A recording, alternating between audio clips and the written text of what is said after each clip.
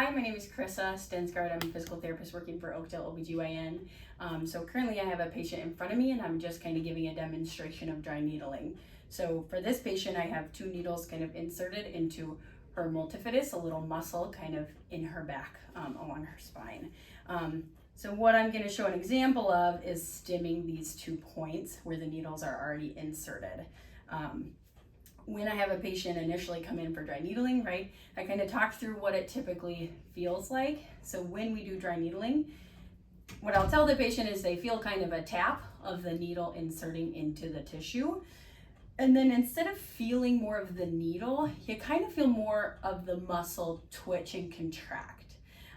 So what that typically feels like, right, a common question I get is, does it hurt, right? Does dry needling hurt? So what I tell people is you might feel a dull achiness as the muscle contracts, okay? There's a couple different ways we can kind of dry needle, right? I can manually kind of move the needle within the tissue. It's called pistoning, causing the muscle to contract. Or I can do what I'm going to show you now, which is using electrical stimulation. I hold it to the 2 points and it kind of causes the muscle to twitch and fire. I find that e-stim is a more comfortable thing to use for dry needling. It's a little less dull, a little less achy. So I'm going to kind of show you what that looks like. So we connect the 2 points. And then what you kind of see is just, and it may be hard to see in the video, but just a twitch of the muscles.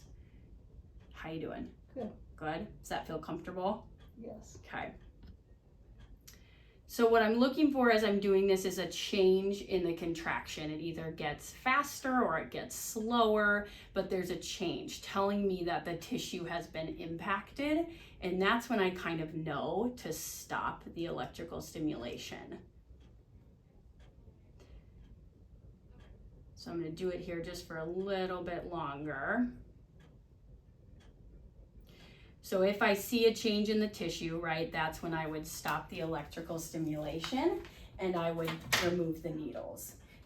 What I tell patients then after is, when might they feel the full benefits of dry needling, right? The full benefits can take that tissue remodeling and tissue healing that occurs can take up to a full week to occur.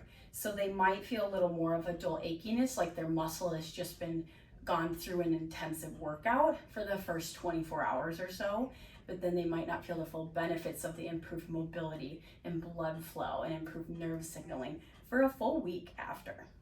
So those are just a couple common questions that I kind of get and what a typical dry needling session would look like.